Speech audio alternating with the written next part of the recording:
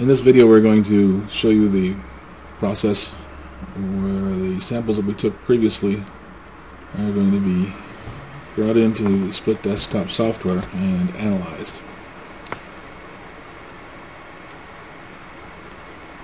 And we took 3 samples. You may or may not recognize them. The first thing we need to do is set the scale.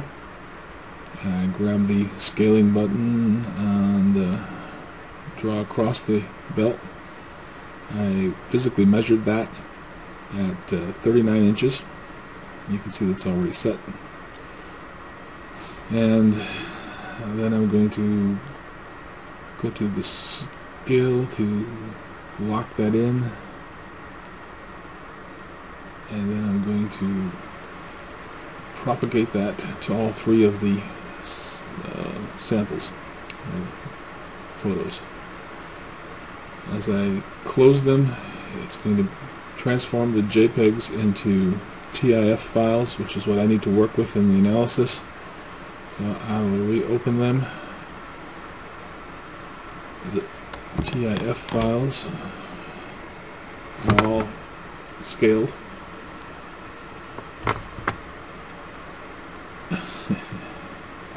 Not cascaded well, but they are. Now I'm going to crop the photographs to remove anything that I don't want to measure, particularly the empty belt. And as I do that, I'll close the original file. There's no magic to this other than you don't want to get any partial relevant rocks or the empty belt into the calculation.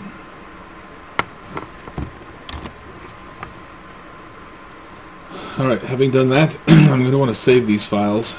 It's not really necessary normally, but I want to save them so that I have the ability to reference them later if we need to for comparison purposes. So I'm saving them.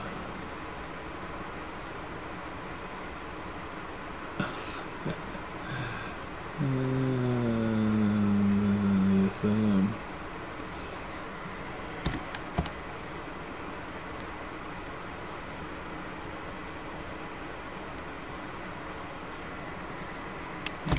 As S1 through S3.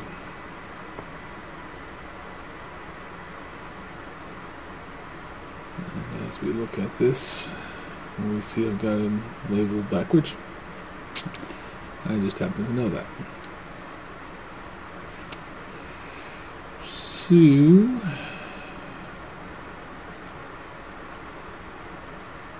can ring that. Well, let's see if that's relevant. Alright, from here I'm going to try to make the photos easier to delineate by using the equalize option. I'm going to tell it to find particles. I'm going to use no automatic finds designation. I'll do that myself. I'm going to use a 50% factor and tell it to process.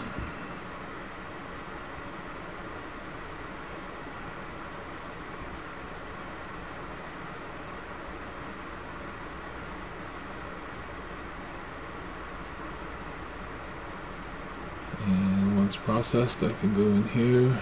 The size has been computed. I can make sure that my sieves match what I want and that they're in the right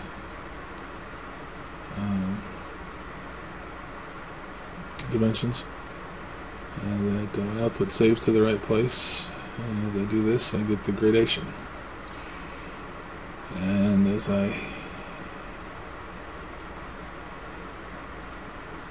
open the file, it shows me the results with a little bit of trimming here and get it to line up. And I'll take it like this and copy it to the Excel spreadsheet here.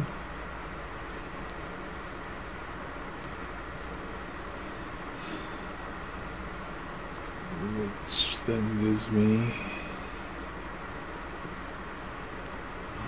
the ability to open up my AggFlow file.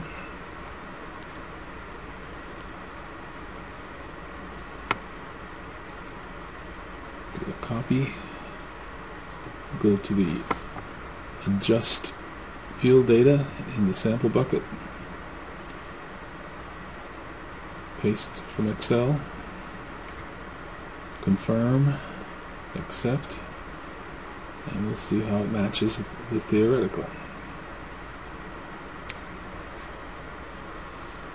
And there you have it. Samples were taken on this belt from the 2 secondary crushers, and they were taken separately on the belts from the 1 and 2 and 3 and 4 crushers. And we won't repeat that whole process, but I'll show you the data when we get to the next stage where we start analyzing the AggFlow file.